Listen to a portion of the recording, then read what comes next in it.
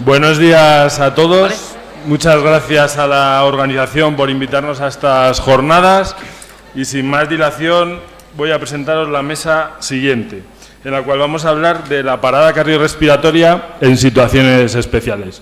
Para ayudarme a moderar la mesa está mi compañero Carlos Herraiz del Hospital Virgen de la Luz de Cuenca. Hola. ¿Qué tal? Buenos días. Vamos a dar comienzo a esta segunda mesa de parada cardiorrespiratoria en situaciones específicas. Es una mesa que habla de dos cosas básicamente. Por un lado, la importancia de la parada en ciertas personas, como son los ancianos y las embarazadas, pero también habla de una cosa importante que es la prevención. Entonces, trata de tanto de tratamiento como de prevención. En los próximos 60 minutos nos van a dar unas pinceladas de cómo se trata y cómo se previene la parada en estos grupos de población. Y sin más, agradeceros a todos por venir. El turno de preguntas será al final. Y nada, vamos a dar paso a la presentación de los ponentes. En primer lugar, el doctor Javier López Saña, adjunto del Servicio de Anestesia y Reanimación del Hospital Universitario de Guadalajara, nos hablará de la parada cardiorrespiratoria en la embarazada, qué debemos cambiar. A continuación, el doctor Andrés Pacheco, recién llegado de Valdepeñas, nos va a hablar de la prevención de la parada cardiorrespiratoria en pacientes con shock hemorrágico. La tercera mesa, el doctor Alberto Silva, médico adjunto del Servicio de Cuidados Intensivos del Hospital de Guadalajara, nos hablará de la parada cardiorrespiratoria en el paciente geriátrico, esperanza o futilidad. Y en el último lugar, el doctor César Solórzano, médico arritmólogo del Hospital Universitario de Guadalajara, nos hablará de la parada cardiorrespiratoria en el deportista. Así que, sin más, vamos a dar comienzo a la primera mesa. Javier, por favor.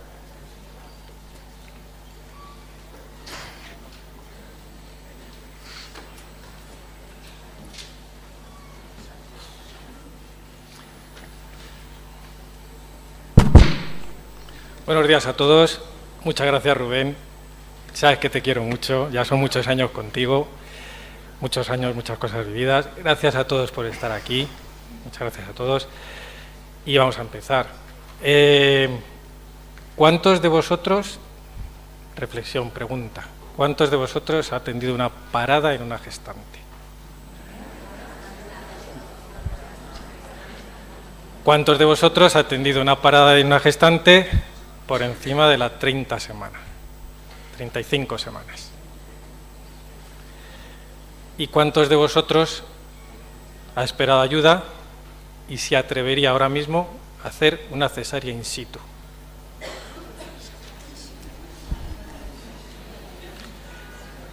¿Cuántos de vosotros os dedicáis a la urgencia? Bueno, vamos a intentar quitarnos los miedos, vamos a intentar sacar 4 cositas claras para funcionar, ¿vale? Bueno, en primer día, felicitaros a todos porque hoy es el Día Internacional de las Paradas de la Reanimación Cardiopulmonar y encima además hoy es el Día de la Anestesiología, así que muchas gracias a todos. Seguimos con unas estadísticas elevadas, hay más de 2 y pico millones de muertos al año bien por paradas o bien porque los niños nacen mal. Y es una estadística que es escalofriante, ¿no? Pues son casi 3 millones de vidas que se pierden al año con su potencial que tienen. En la medida en que podamos ayudar un poquito a que esto disminuya, pues vamos a intentarlo, ¿no? Bien. Antes de empezar vamos a aprender 4 cosillas. La paciente gestante es una paciente diferente. Es un vehículo de alta ocupación. Bien. Hay un 2 en 1, tiene un gasto cardíaco aumentado. Para aumentar ese gasto cardíaco va a tener un volumen circulante aumentado. Para tener ese volumen... me arriba el micro, es que no estoy acostumbrado a tanta... Bien, para eso encima va a tener una disminución de su capacidad respiratoria y todos los tejidos de la gestante van a ser muy friables.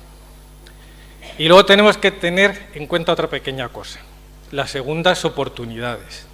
Nos estamos encontrando pacientes embarazadas de 45, 46, 50 años que ya tienen problemas de salud y que ahora se dan segundas oportunidades, segundas parejas y quieren embarazarse. Y eso también hay que tenerlo en cuenta porque esto está aumentando mucho la tasa de problemas en la gestación. ¿Con cuánta incidencia nos vamos a encontrar una parada? Pues ahí, para los estadounidenses, que lo estudian todo, nos encontramos en 1 de cada 12.000 ingresos. Esas son estadísticas del 98 al 2011. Curiosamente, no se empezó a hablar de paradas cardiorrespiratorias y de reanimación cardiorrespiratoria en gestantes en las guías hasta los años 90. Las guías de reanimación estaban, pero no hacían mención a la atención a este tipo de pacientes. A partir de los años 90 es cuando se empieza a estudiar, y ya lo veis que de las admisiones hospitalarias, 1 de cada 12.500, 1 de cada 20.000, 1 de cada 36.000. Afortunadamente, nuestras gestantes se paran poco, gracias a Dios, y sobre todo empezó a existir la cultura de hay que cuidarse. Viaje usted menos, intente utilizar el vehículo lo menos posible, cuídese más. Lo bueno de estas paradas cardiorrespiratorias es que tienen una tasa de supervivencia elevada, están por encima del 58 al 71% con buen estado neurológico posterior. Cerca de un 43% no tienen ningún tipo de secuela neurológica, tanto para la madre como para el niño. Esto es importante porque tenemos que tener en cuenta que estamos con pacientitos dobles y a veces triples. Bien, vamos a quedarnos con estos puntos claves. Si la diagnosticamos rápidamente, tenemos una situación de reversibilidad segura, con buen resultado para el feto y para la madre. Tenemos que asegurar la vía aérea cuanto antes, lo más rápidamente posible. Si podemos mantener la ventilación espontánea, mejor. Simplemente con una mascarilla con oxígeno alto flujo sería suficiente, y si no, somos personal de urgencias, estamos acostumbrados a asegurar la vía aérea, cuanto antes intubemos, mejor. Ojo, son gasto dependiente. La mayor parte de estas paradas cardiorrespiratorias en la gestante son gasto dependiente. Tenemos un volumen de gasto que se va a ir importante al útero, simplemente por la transferencia materno-fetal, la placenta, y a un 20% del gasto de la madre se va para allá. Pero es que encima tenemos un alien ahí dentro que a nada que uno se pare, se quede sin pulso, sin tono, sin nada, nos va a comprimir la aorta y la cava. Esto va a suponer un 20% del gasto. Si ya tenemos un gasto reducido por la placenta, encima tenemos un gasto reducido por la compresión, por mucho masaje cardíaco que hagamos, no es efectivo. Maniobra sencilla, desplazamos el útero a la izquierda, no desplazamos a la paciente, no hacemos una reanimación con la paciente en decúbito lateral izquierdo, no, desplazamos el útero, luego veremos cómo. Las compresiones tienen que ser de calidad. Tenemos un útero que ocupa un espacio, va a cambiar un poquito la forma de poner nuestras manos para hacer la compresión y la profundidad de la compresión, mínimo 5 o 6 centímetros a nivel external medio, porque tenemos el útero desplazado, los diafragmas desplazados y necesitamos mayor volumen de compresión. Y si queremos tener éxito en la reanimación, cuanto antes sacamos al feto, mejor para todos. ¿Por qué? Porque vamos a recuperar gasto cardíaco, vamos a recuperar ventilación, la capacidad residual funcional del pulmón, que está afectada por el tamaño uterino, se nos va a ver aumentada en el momento en que hagamos la extracción fetal.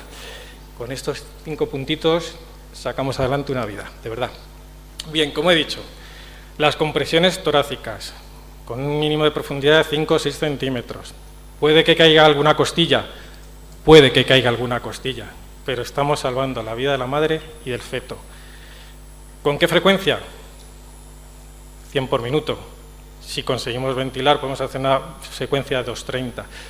100 por minuto. No paramos de hacer compresiones mientras a otras personas nos ayuda. Lo primero, pedir ayuda, socorro. Tenemos que tener en cuenta la edad gestacional. Eso se ve con el tamaño del útero. Los úteros que están por encima del ombligo están ya por encima de la 24 semana. Entonces, ahí en adelante tenemos una ventaja visual. Esos úteros hay que desplazarlos. ¿Cómo? Hacia arriba y a la derecha.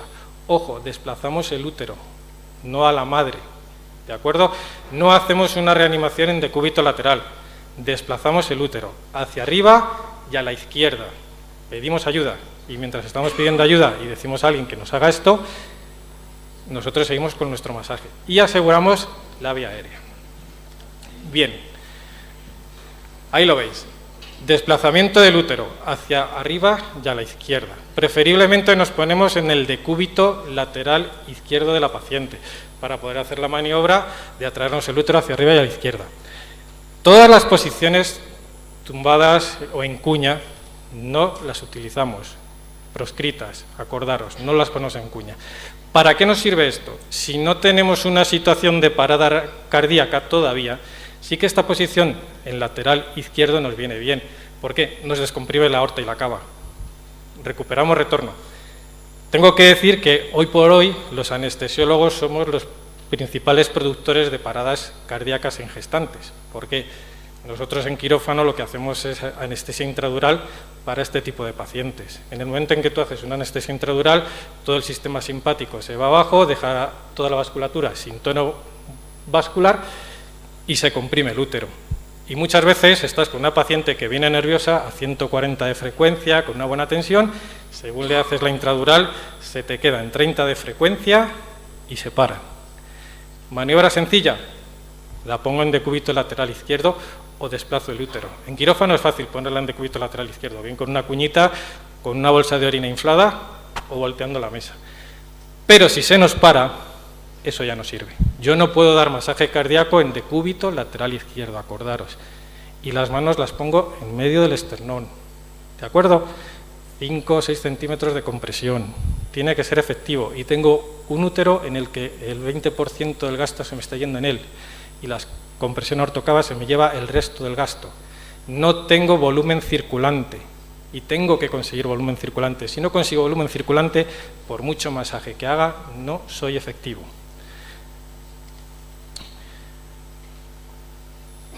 Seguimos. Si tenemos algún ritmo desfibrilable, lo desfibrilamos. No tenemos miedo a utilizar el desfibrilador en las pacientes gestantes. No le pasa nada al feto, y sobre todo si estamos en la calle. ¿Por qué? Porque si estamos en la calle, el feto no tiene monitorización. Pero si estamos en un hospital, sí. Si estamos en un hospital, tenemos los cables, los electrodos que van a ir monitorizando la frecuencia cardíaca fetal y el estado fetal en el paritorio. Si tenemos un ritmo desfibrilable, no se nos ocurre y no nos acordamos, podríamos desfibrilar también al feto. Lo primero que hay que hacer es retirarlos. Y si tenemos un ritmo desfibrilable, una taquicardia ventricular, una fibrilación ventricular, desfibrilamos. Potencia, la misma que para un adulto sano normal. No hacemos distinción porque la paciente sea gestante, no tenemos miedo. Si hay que dar 200 julios, se dan 200 julios. Si hay que dar 300 julios, se dan 300 julios. No pasa nada. Vamos a quitarnos esos miedos. Cuanto antes, mejor. Insisto, la regla de los 4 o 5 minutos nos las tenemos que meter aquí en la cabeza. Si en 4 o 5 minutos no estamos consiguiendo una reanimación efectiva, hay que tomar medidas excepcionales. Sacar al feto. Cuanto antes empecemos, mejor. ¿Dónde ponemos los electrodos? Preferiblemente, si tenemos unos desfibriladores difásicos, las palas en posición antero-posterior, preferiblemente a mejor en las zonas laterales, en lateral izquierda y ápex. Mucho mejor hacerlo antero-posterior y difásico. ¿De acuerdo? Fundamental, mantener la vía aérea.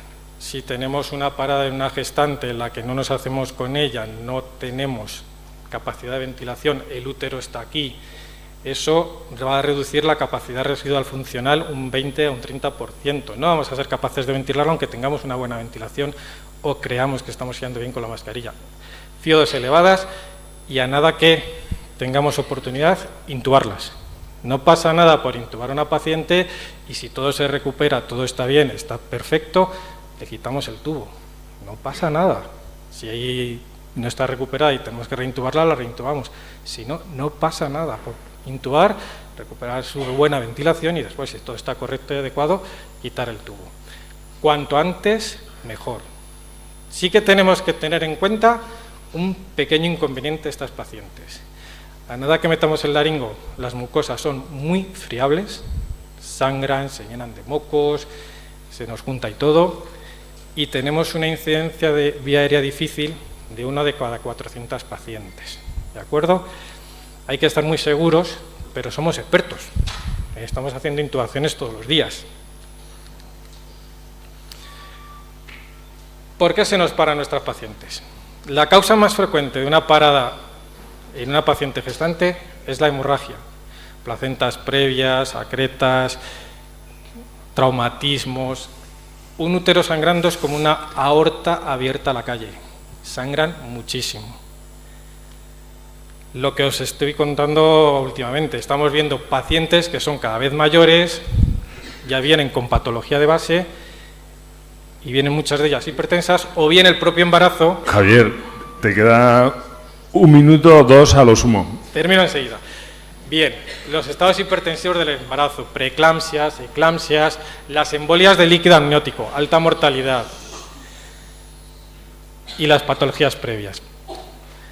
Traumas, tráficos, sepsis, coriamnionitis, alguna enfermedad, una infección urinaria en una gestante y sobre todo la causa más frecuente hoy en día de parada de la gestante, anestesia.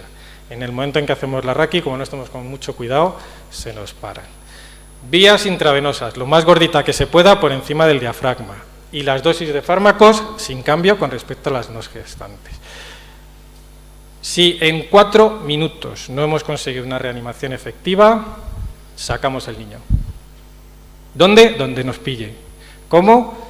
Bisturí, infraumbilical, abrimos y sacamos niño.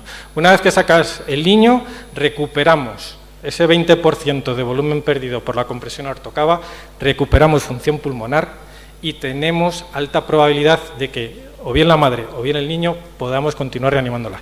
No interrumpimos reanimación mientras alguien esté sacándonos el niño. Seguimos con nuestras maniobras de compresión, seguimos con nuestra ventilación y sacamos el niño. Y gracias.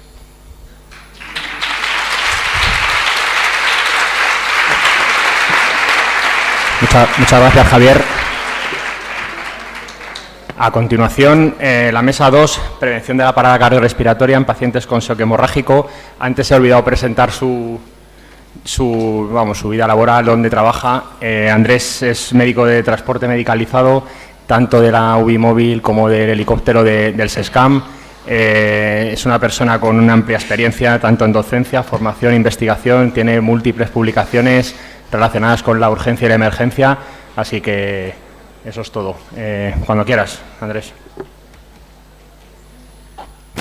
Buenos días, gracias por vuestra asistencia y por la invitación y espero que en los 30 minutos que me permiten pueda desarrollar el tema.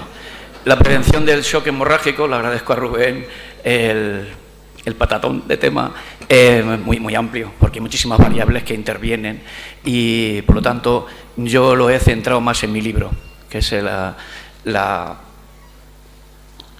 transfusión prehospitalaria de concentrados de Matías.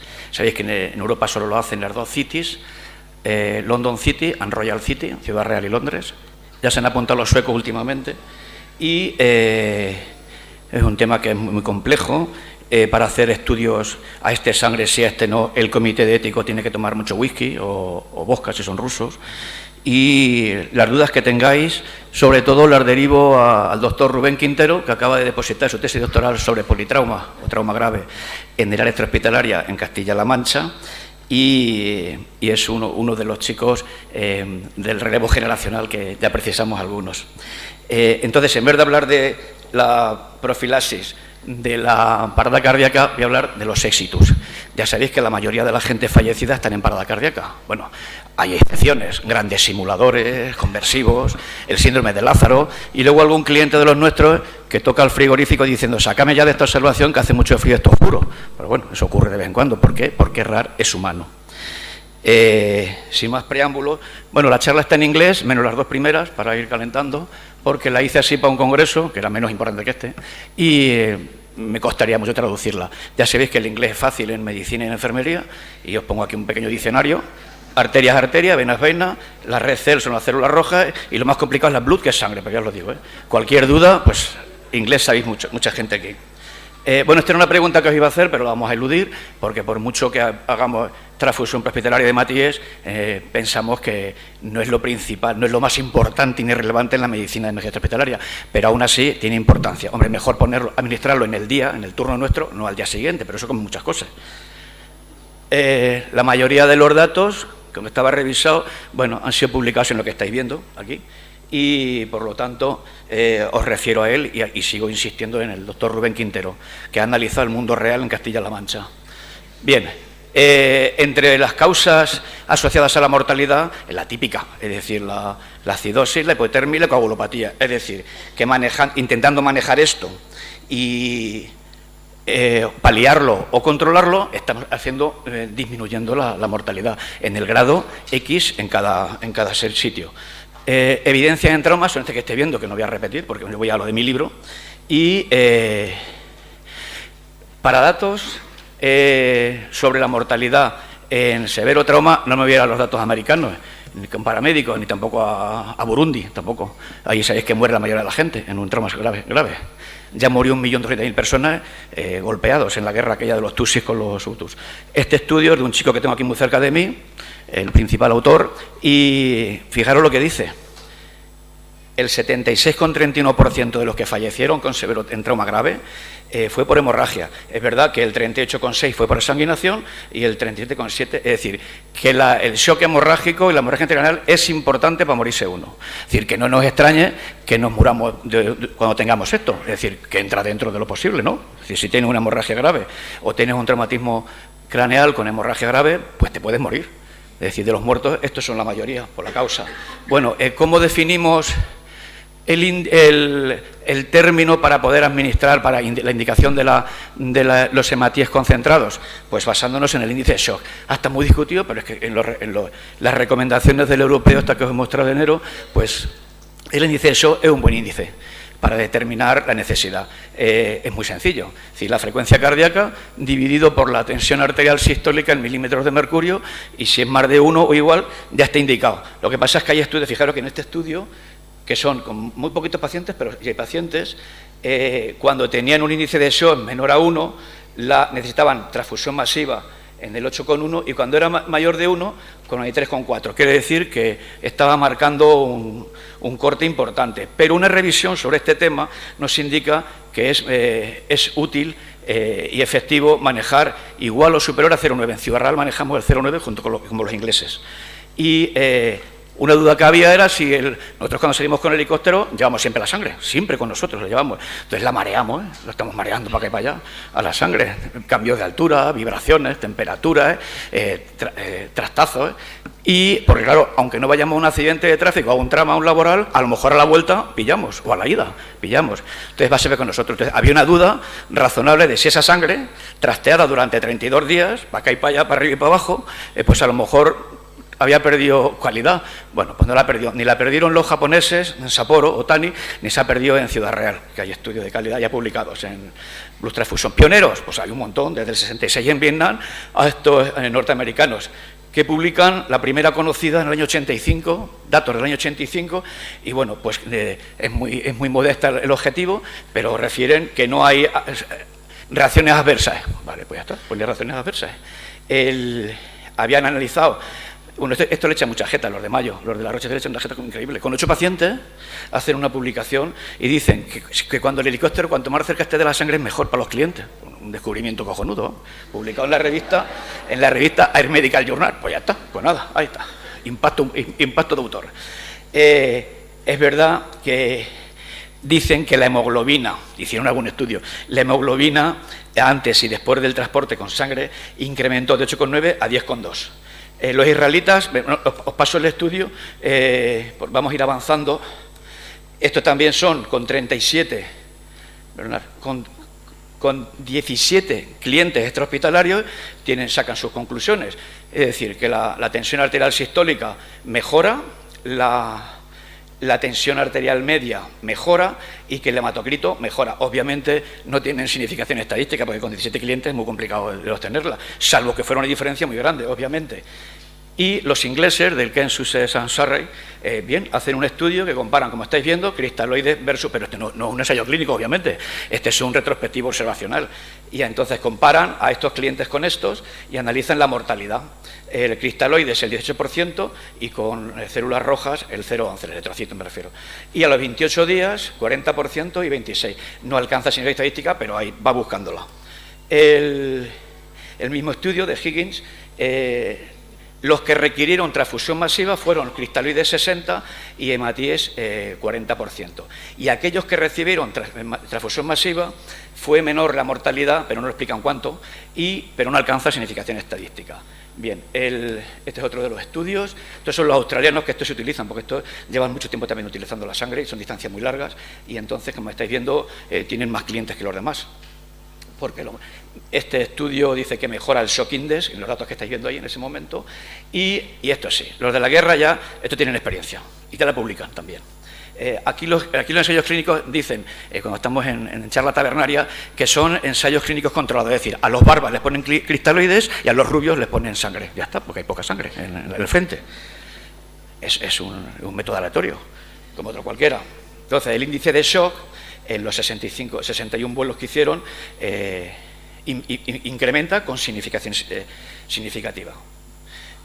Esto, que también son de los americanos en Estados Unidos, hablan de la mortalidad y al día 30, el 11% a los que se le infundió sangre y el 23% murieron. Alcanza significación estadística en los americanos en la guerra. Bueno, este es otro estudio donde estáis viendo que la mortalidad, son poquitos pacientes, pero fijaros, son 97 en cada grupo, en el que la mortalidad es 8% a los que le administran sangre y 20% y tiene significación estadística también.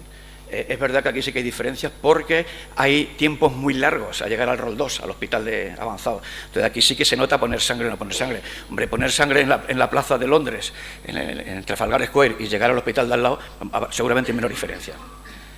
Y Sherren, también en Sydney, ellos utilizan muchísimas, fijaros, que llegan a utilizar hasta 6 unidades de sangre, porque tienen mucho tiempo hasta que llegan al hospital. Este es un estudio que utilizan ya plasma y sangre, los dos, están utilizando plasma y sangre, y el 13%, 19% recibieron sangre extrahospitalaria. Todo un protocolo para revisar este tema porque es súper complejo, hay muchísimas variables, y los suecos han empezado ahora a utilizarlo, y entonces es el primer estudio que localizo paradas cardíacas, el primero, pero me hace muy difícil sacar el dato en sueco. Entonces ya os digo que dicen que el 50% de las paradas cardíacas de 34 clientes, que no todos están en parada cardíaca, obviamente, mejora, o sea, no, recuperan pulso. Bueno, pues a mí me parece estupendo. Esto es un estudio donde dicen que se utiliza porque no solo utilizamos hematíes, hay gente que utiliza sangre completa, otros utilizan el plasma fresco congelado, descongelado obviamente, y otros el liofilizado, que yo creo que está en el futuro en el liofilizado. Curiosamente lo comercializan los suecos y lo utilizan los noruegos y lo utilizan los alemanes, pero bueno, son cosas de la vida. No quería dejar de pasar esto, lo del plasma liofilizado, aunque solo ha dado la sangre, y es así de sencillo, es muy caro, pero se está utilizando. Por supuesto, utilizamos el tranexámico, bueno, el otro día salió el CRASH 3, en caso del tranexámico lo utilizamos. Y este es uno de los últimos estudios por enfermeras de cuidados de emergencia y utilizan plasma y sangre. Y el pamper que estábamos esperándolo, como agua de mayo, pues se publicó el año pasado, donde estáis viendo que utilizando plasma prehospitalario, resulta que la mortalidad es, al día 30, 23,2% con plasma y 33% con significación estadística. Es decir, que el plasma va a tener un papel muy importante, bueno, de hecho lo tiene. Y esto ahí lo dejo, como dice la película de Amenábar, Millán Astray, en que se está utilizando drones para llevar sangre. Supongo que más cosas, y si el médico o la enfermera o enfermero son pequeñitos, también nos montarán ahí. Porque se están ahorrando un helicóptero artillado, que vale un montón, con otro detrás, el Pedro 1 que va arriba, para defenderlo, lo mandas por el dron la sangre, bueno, seguro que esto lo puedes mandar ya haciendo un Bloody Mary, te lo tomas y se acabó el rollo, te das de alta. Y todo esto pensamos que era muy moderno, que éramos modernísimos todos, los londinenses, los ingleses, los australianos y todos. Fijaros quién lo hacía. En el año 36, quirófano portátil con bancos de sangre, Broggi. Y Betune, de las brigadas republicanas internacionales, también lo hacían en el 37. Es decir, que me congratulo de los listos, los sabios y los modernos que estamos en este mundo. Y nada más, muchas gracias.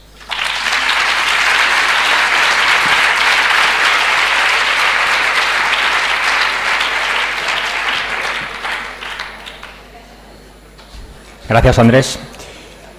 A continuación, la mesa 3, el doctor Alberto Silva, intensivista del Servicio de Cuidados Intensivos del Hospital Guadalajara, nos hablará de la parada cardiorrespiratoria en el paciente geriátrico, esperanza o futilidad. Cuando quieras, Alberto.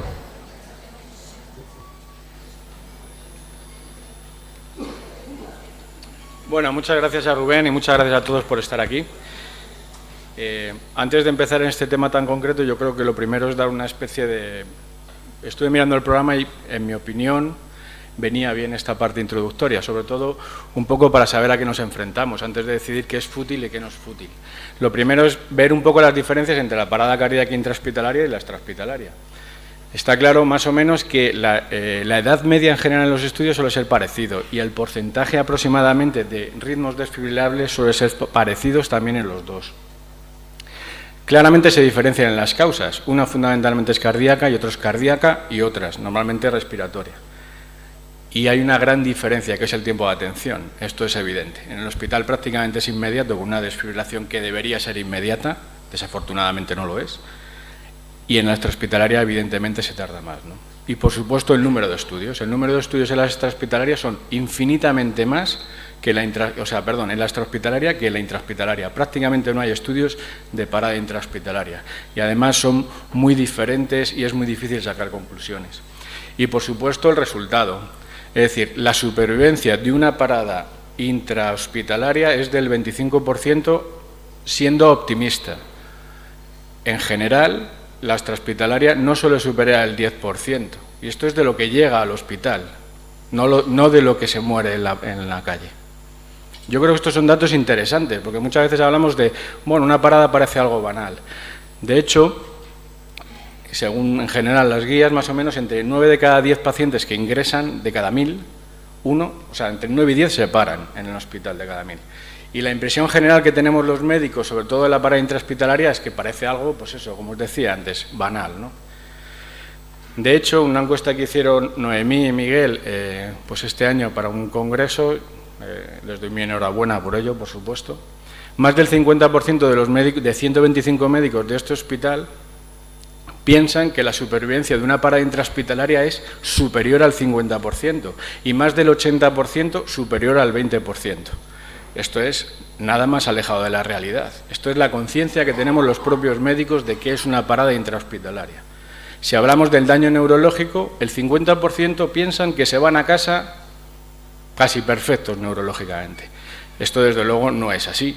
No hay más que ver las propias guías, donde la supervivencia de la parada intrahospitalaria se estima en un 20%, ahora desgranaremos qué pacientes sobreviven, y desde luego el 50% de ellos se van con un daño neurológico permanente. Es decir, estamos en el lado contrario, desde luego, muchos de los médicos que trabajamos en general en la atención hospitalaria.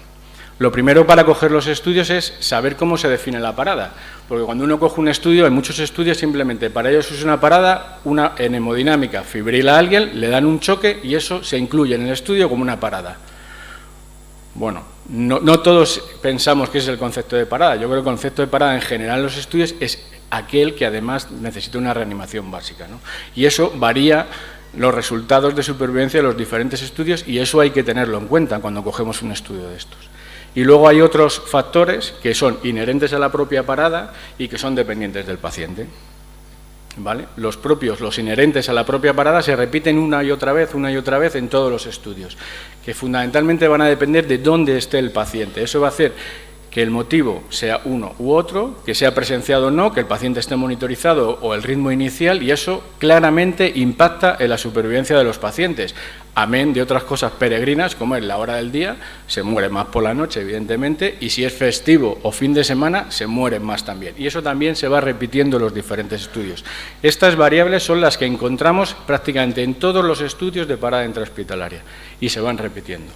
Entonces, cuando cogemos estos estudios y lo miramos desde un punto de vista global, un metaanálisis o incluso una revisión, vemos que el 50% en general de los pacientes que se incluyen en los estudios son paradas en hospitalización convencional y que meten otro 50% de una parada en urgencias, una parada en quirófano, una parada en hemodinámica, una parada en la unidad coronaria, que por la regla general parten con ventaja.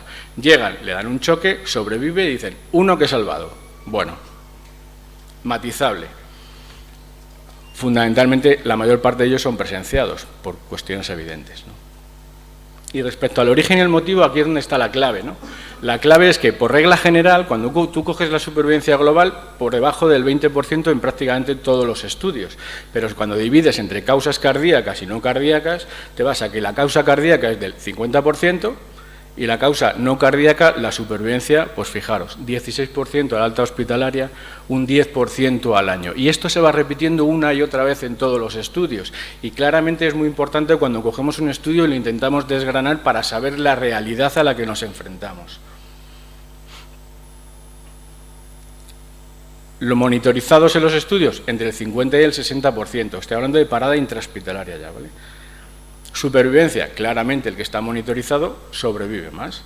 ¿Y el ritmo inicial? Pues el que tiene un ritmo inicial desfibrilable sobrevive el doble que aquel que no lo tiene. Desafortunadamente, menos del 30% tienen ritmos desfibrilables en el hospital cuando llegamos, o sea, menos del 30%.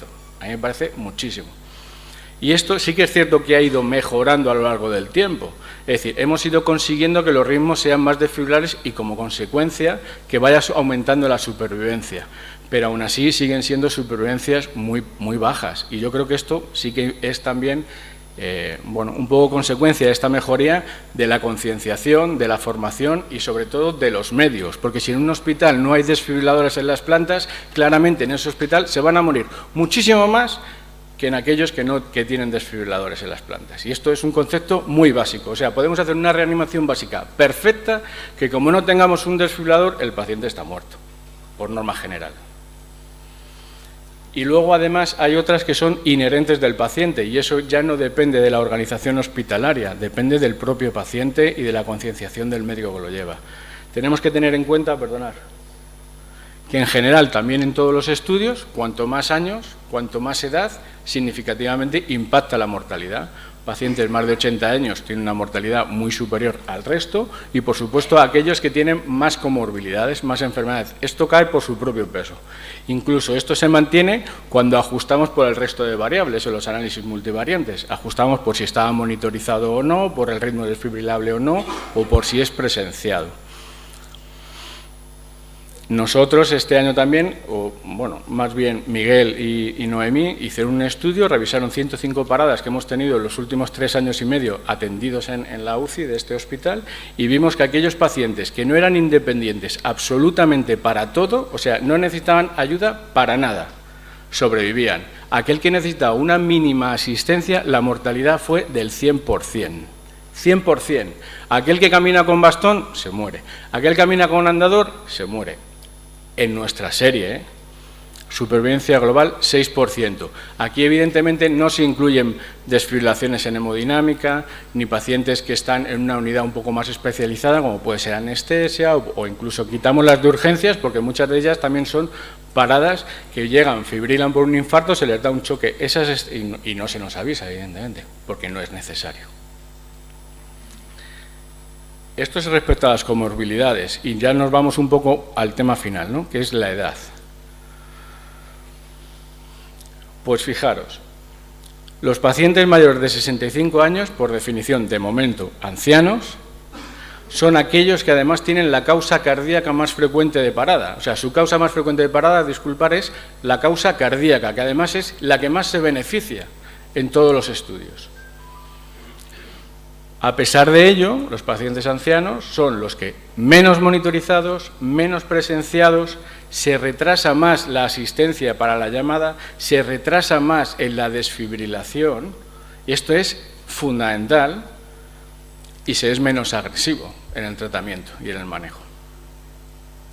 Pero no solo eso, no solo el paciente anciano, sino que cuanto más mayores, menos monitorización, menos presenciada, más tardanza en la asistencia inicial y al final tenemos que los ancianos evidentemente se mueren más que aquellos que no lo son, tanto como el doble, y a 30 días de supervivencia, pues también el doble prácticamente. Pero no solo eso, sino que cuanto más edad, pues más se mueren. Es decir, pasas del 15% de supervivencia en aquellos por encima de 90 años a aquellos que tienen más de 70 o 75 años, 28%. ¿Vale? O sea que la edad impacta, queramos o no. Pero no solo eso, sino ¿qué pasa con los que sobreviven? Pues bueno, pues los ancianos que sobreviven, el 50% lo hacen con daño neurológico al menos moderado. Eso quiere decir que son dependientes tanto que el 60% de los que se paran en el hospital necesitan irse a un sitio con asistencia.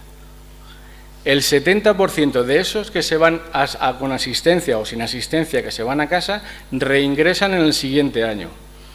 Y de estos que han sobrevivido a la parada en el hospital, pero que se van a casa, a la residencia o lo que fuera, mueren más del 40% durante el siguiente año. O sea que estamos hablando ya que estamos reduciendo prácticamente la supervivencia al año a menos de un 5%. Y estos son datos, no son míos, son de los estudios que hay, no hay más que cogerlos. Pero es que además tiene un impacto económico, tanto que además ahora estamos con el problema económico. O sea, no es solo la supervivencia, sino que hay un impacto económico. Pues bien, un paciente que se nos avisa por una llamada se estima que así de inicio son 60.000 euros. Si se va de alta al hospital, el que se va vivo son 84.000, el que se ha muerto en el hospital 28.000. Si evaluamos al año, estos son gastos a lo largo de un año en este artículo. Al año si evaluamos, el que está vivo ha costado 89.000. El que está vivo neurológicamente perfecto o no dependiente para absolutamente nada, entre 80 y 130.000. Pero aquel que se va neurológicamente mal supone un gasto de hasta 430.000 euros en un año. Y diré, bueno, es que necesita mucha asistencia. Pues no, el 74% de ese gasto se produce durante su estancia hospitalaria. O sea que estamos hablando de datos que son potentes, ¿eh? Cuando uno habla de la parada un poco así, bueno, pues vamos a salvar al mundo. Bueno, pues cuesta mucho dinero y no se salva tanto como creemos, desafortunadamente. Para concluir, deciros que más o menos se estima que el 70% de las paradas que se reaniman en el hospital recuperan un ritmo, un pulso efectivo, ¿no?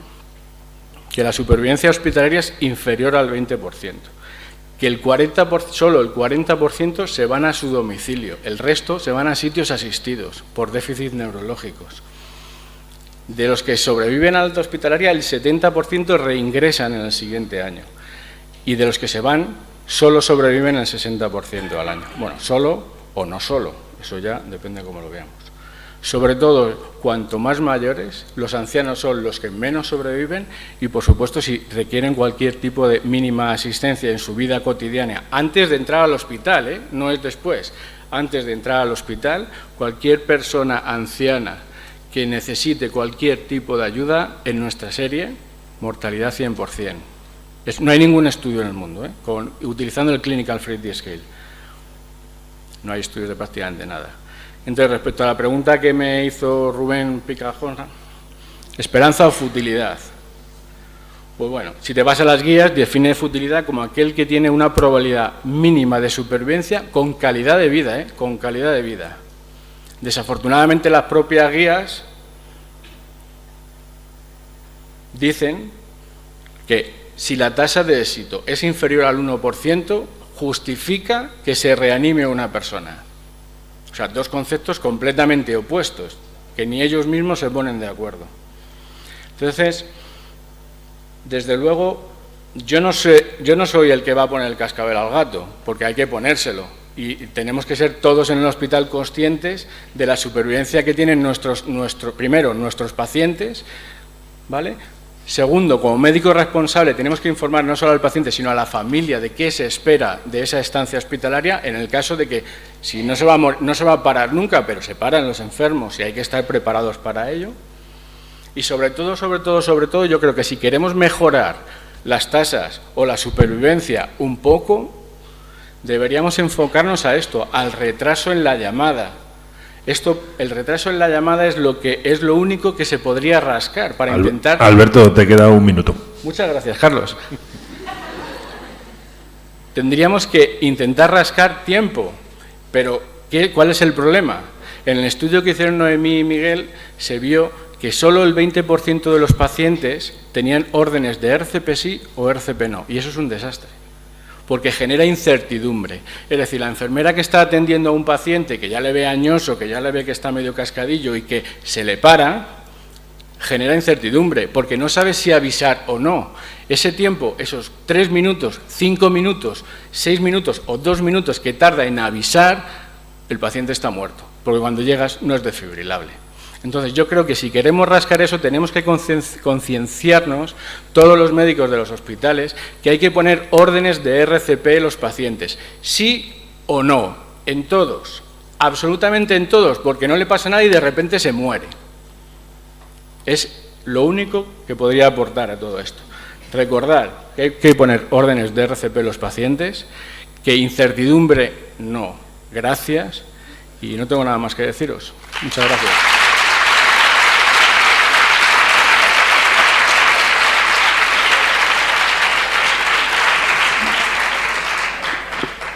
Muchas gracias, Alberto. La última presentación de esta mesa, el doctor César Solórzano, de cardiólogo de este hospital, nos va a hablar de la parada cardiorrespiratoria en el deportista. Bueno, ante todo agradecer a la organización por la invitación a dar esta charla. Me ha tocado el tema de hablar sobre la parada en el deportista. Lo primero que se nos viene a la mente es cómo puede ser que un deportista, que es quien consideramos el más sano de la sociedad, de repente muera repentina e inesperadamente. Y es que cuando uno comienza a revisar la bibliografía, es que hay mucho debate respecto a todo esto. Y es que inclusive en los estudios lo que se ve es que los propios autores que realizan estos estudios al momento de incluir los pacientes o los casos, es que no se ponen de acuerdo en clasificar aquel individuo que muere y está en relación, esa causa de muerte súbita, muerte relacionada al deporte, si es que tiene una relación estrictamente a causa de haber realizado deporte o de ser deportista per se. Por ejemplo, hay reportes en que incluyen casos de muerte súbita durante el deporte, hay otros casos que incluyen aquellos que han tenido la muerte súbita días después, horas después, y es que incluso hay reportes que han incluido casos en aquellos individuos que han tenido una parada y que simplemente eran deportistas en distinta situación. Esa parada puede haber sido haciendo la compra o en algún momento, pero por el hecho de haber sido catalogado como deportista, lo incluyen como caso de muerte súbita en un paciente deportista. Y es que se complica esto un poco más al momento de definir quién es el deportista de competición y quién es el deportista recreacional. Pues cuando empezamos a revisar la bibliografía, ellos se basan en la conferencia de Bethesda 16ª, que dice que el deportista de competición es aquel que busque el logro, la excelencia, el entrenamiento sistemático e intenso. Queda ahí. Y el recreativo es aquel deportista pues que tiene la capacidad de detener el deporte o la actividad física cuando a él le parezca. No hay datos objetivos, ni por intensidad, ni por consumo de oxígeno, ni nada. Son definiciones un poco subjetivas. Yendo un poco a la epidemiología, se calcula que más o menos la incidencia de muerte súbita en la población general es del 69 por cada 100.000 por año, ¿vale? Y es que en los deportistas, sean de competición o sean recreativos, vemos que es muy bajita, en torno al 0,1 o 0,4 por cada 100.000. En este reporte que recopila casos tanto de Norteamérica como europeos, vemos de que efectivamente es que la causa de muerte súbita en atletas jóvenes, aquí en rojo, es que es muy baja. Y sin embargo, los que realmente se están muriendo, que se mueren, es el 94% de atletas que practican deporte recreacional. Se calcula que cuando son atletas jóvenes, es muy bajo, del 0,45 al 1,21 por cada 100.000, y estos autores registran una incidencia un poco mayor cuando son más mayores, ¿vale? En torno al 2, incluso al 6 por cada 100.000 para atletas de mayor edad. Está claro, siempre nos han dicho que el deportista que se muere es aquel que es varón, basquetbolista y de raza negra. Vale, pues es cierto, efectivamente hay una incidencia mayor en hombres respecto a mujeres del 10, inclusive al 20%. Efectivamente, las mujeres tienen muy poca incidencia de muerte súbita. inclusive algunos registros es 0. La raza negra, pues efectivamente mayor incidencia que los caucásicos, y en atletas universitarios puede ser de 3 a 5 veces mayor la muerte súbita en los casos de aquellos de raza negra respecto a los de raza blanca. En cuanto a la etiología, pues bueno, este es un resumen de las causas más frecuentes de muerte en jóvenes de 35 años. Vemos que están la cardiopatía estructural, que ahí está incluida la hipertrófica, la displasia. Eléctricas, como causa eléctrica, pues tenemos el Brugada, la TV catecolinérgica, QT, el Wolf. Y es que cuando comenzamos a desglosar las causas según los registros que se han estado revisando, es que vemos de que en registros americanos pues parece ser que la muerte súbita en deportistas suele ser por cardiopatía hipertrófica. Y es que, si se fijan, depende también qué estudio es el que cojamos, porque inclusive aquí vemos que es muy bajito la probabilidad de muerte súbita en uno que tiene hipertrófica. Y en el Reino Unido pues también, o sea, los registros como que son discordantes. Y es que cuando uno agrupa todos los registros que hay a lo largo de los últimos 10 años, es que parece que en lo único que se ponen de acuerdo estos registros es de que la muerte súbita relacionada al deportista cuando son mayores de 35 años, aquí en amarillo, es por cardiopatía isquémica. Mayores de 35, cardiopatía isquémica, y menores de 35, un poco de todo, dependiendo de la serie. Si es en Italia, en España, en Inglaterra, pues varía. Aquí más estudios, un poco de lo mismo, más de 35 años cardiopatía isquémica, ¿vale? Y es que, por ejemplo, ya un poco centrándonos en estudios de nuestro entorno, este es un registro alemán que se incluyeron 144 casos. Vemos que el deporte al que estaba asociado más la muerte súbita es el fútbol. Siempre nos dijeron que era el baloncesto, pero bueno, en nuestro entorno parece que es el fútbol y las carreras, el correr.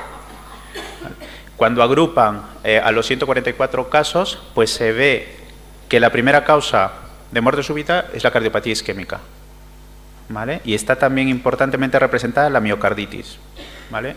Es un poco discordante a los registros clásicos que teníamos previamente, ¿vale? En este caso están representados los deportistas menores de 35 años. Ojo, porque aquí la primera causa de muerte súbita fue miocarditis. Antiguamente no nos hablaba nada de la miocarditis, pero parece que en nuestro entorno sí que tiene importancia. En segundo lugar está también la cardiopatía isquémica y aquí las miocardiopatías, que está incluida la hipertrófica y la arritmogénica, entre otros. Y es que la verdad que me sorprendió el no haber encontrado bibliografía respecto a estudios realizados aquí en España. Y es que encontré este estudio multicéntrico retrospectivo en una revista forense, que la verdad que es muy reciente, es de este año, en que se incluyeron casos durante 8 años, del 2010 al 2017, se recogieron 645 casos de muerte súbita en relación al deporte, y es que llamativamente, un poco lo que les digo, todos los casos de muerte súbita en relación al deporte eran varones, ¿vale? La edad media fue en torno a 24 años, el 85% practicaban deporte recreativo. El principal deporte asociado era el fútbol, la gimnasia y las carreras. Cuando los desglosamos en cuanto a etiología, pues un poco se confirma un poco los hallazgos de aquel registro alemán que mostré previamente, y es que la miocardiopatía arritmogénica ventrículo derecho, la hipertrófica y la miocarditis, parece que aquí en España son las causas más frecuentes de muerte súbita en atletas jóvenes, menores de 35 años. Algunos de los casos fueron diagnosticados previamente antes del evento y algunos de ellos habían presentado síntomas previo a la muerte súbita. Entonces, se nos plantea una dificultad, y es que muchas veces no sabemos diferenciar el corazón del atleta del corazón que tiene una miocardiopatía subyacente, porque aquí, como vemos aquí, hay como que se solapan. Entonces podemos estar catalogando pacientes sanos cuando en realidad tienen oculta una displasia o una hipertrófica. Arriba a la izquierda vemos el ventrículo derecho con infiltración grasa, es una displasia de ventrículo derecho. Y la imagen de la superior derecha es una hipertrófica en un chico de 30 años, un ciclista que falleció, que al final no fue resucitado. Y es que cuando comienzas a mirar la asociación entre displasia ritmogénica, ventrículo derecho y deporte, es que es casi fatal. En negrita estamos viendo ahí que está resaltado en negrita aquellos pacientes diagnosticados de hipertrófica que hacían deporte competitivo, y en rojo aquellos que hacían deporte recreacional. Y es que vemos que claramente la supervivencia, o que hagan arritmias ventriculares o que se mueran, es muy alta. Inclusive ya no solamente desde el diagnóstico, sino desde el día 1 en que comienzan a hacer deporte. ¿Qué nos dicen las guías? Pues hay recomendaciones tanto de la Sociedad Americana de Cardiología como de la Europea, pues te plantean algunas cuestiones y te sugieren qué requisitos tendría que cumplir un paciente que esté diagnosticado de cardiopatía y que quiera hacer deporte de competición. Y es que tampoco se ponen de acuerdo en cuanto al screening. Y es que ambas, tanto en Europa como en América, primero nos dicen que tenemos que hacer un exhaustivo historial familiar, ¿vale? Antecedente de muerte súbita en la familia y tal. Luego nos sugieren hacer un examen físico y, importante, ver el estado familiar.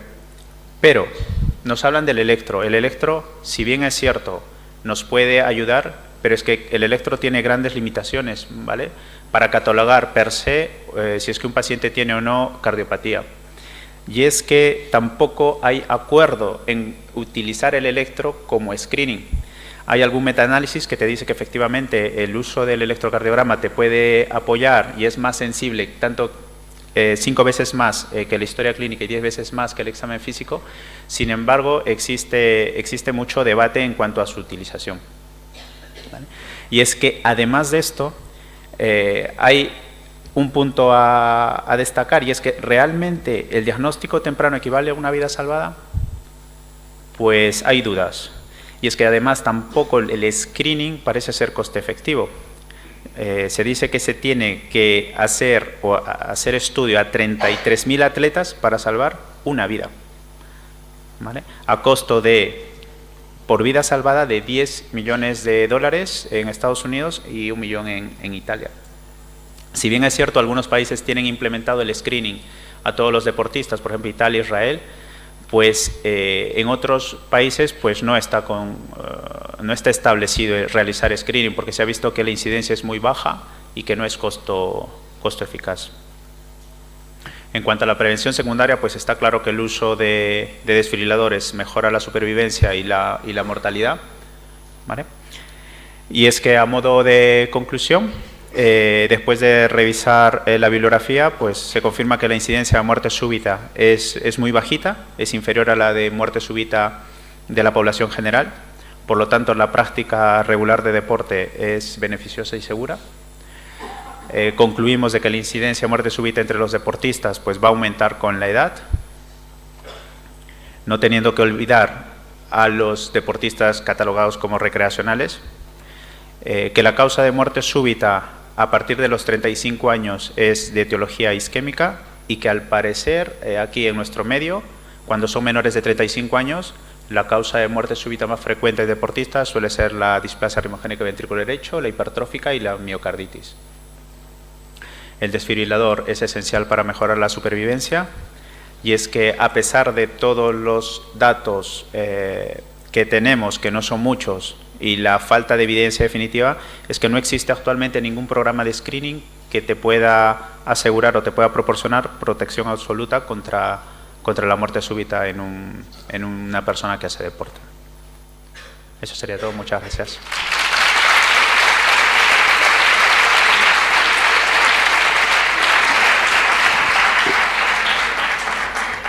Muchas gracias, César.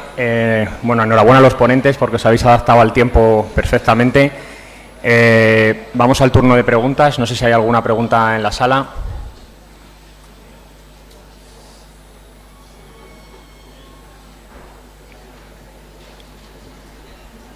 ¿No? Bueno, yo quería hacerle una pregunta a Javier. Los médicos de urgencias extrahospitalaria o hospitalaria en general no tenemos la misma experiencia que los anestesistas en el manejo de la vía aérea. La vía aérea de la embarazada es una vía aérea difícil, es una vía aérea peculiar por sus características. Quería saber si tienes algún número, si recomiendas algún número de intentos en la intubación antes de considerarla difícil o antes de usar un dispositivo alternativo, un dispositivo supraglótico, si hay un número de intentos o depende un poco de cada uno.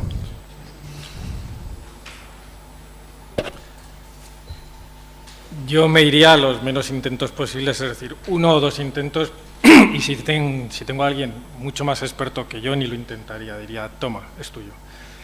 Si veo que con un intento no consigo tener una vía aérea laringoscópicamente, lo que me iría es a un dispositivo supraglótico. ¿Por qué? Siempre va a ser mucho menos dañino que una laringoscopia, y hay muchos dispositivos supraglóticos, ahora mismo las tenemos en las ambulancias, en las UBIs móviles, que me permitirían incluso hacer una intubación a ciegas, una fast track, sin ningún tipo de problema.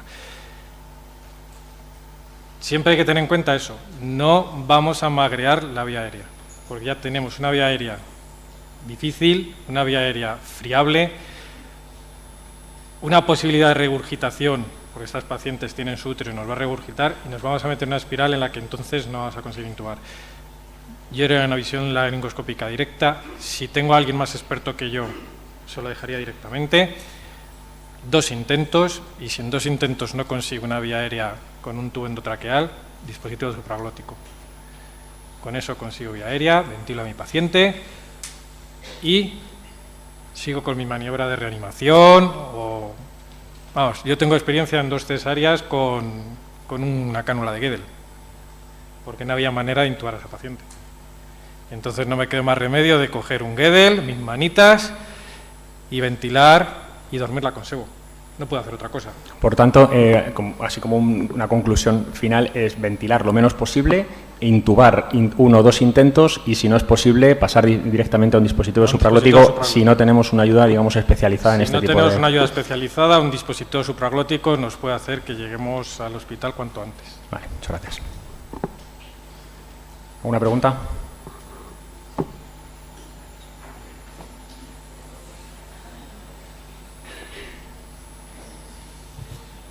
Hola, ¿qué tal? Yo voy a preguntar a Andrés Pacheco.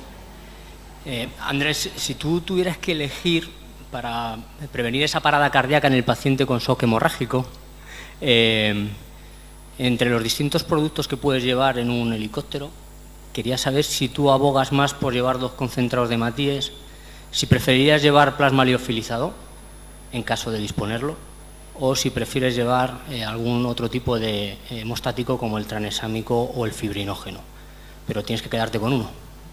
¿Con uno? Es muerte o susto, ¿no? Con uno.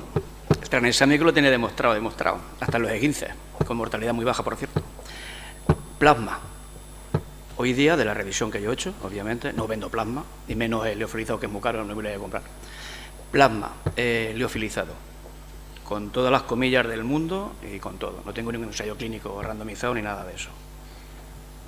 ¿Y estamos cerca o lejos de tenerlo? No lo sé. Esos son los gestores de la sanidad española o europea. Pero vamos, ya lo hay en varios sitios. Curiosamente, hay más plasma en el aire en Europa que sangre, curiosamente. La tabla que he puesto de los países que lo hay, por supuesto Nueva Zelanda y Australia lo llevan, pero en Europa ya lo hay. Quería anotar un paréntesis. La coagulopatía, que es una causa de muerte clarísima, hay un factor que influye y nos afecta a los prehospitalarios. La administración innecesaria o inefectiva de líquidos afecta a la coagulopatía. Es decir, que administrar más de 1 litro, 1,5 litros como mucho en los estudios que he revisado, más de 1 litro prehospitalario. La tesis de Rubén Quintero, yo no, 5,5 litros a un cliente. Claro, eso iba en gaseosa, eso era gaseosa lo que llevaba, el cerebro iba loco perdido. No más de 1 litro, 1,5 litros. Y además intentando que no sea salino, según las últimas recomendaciones. Plasmalitis es el que nosotros utilizamos, que es los balanceados.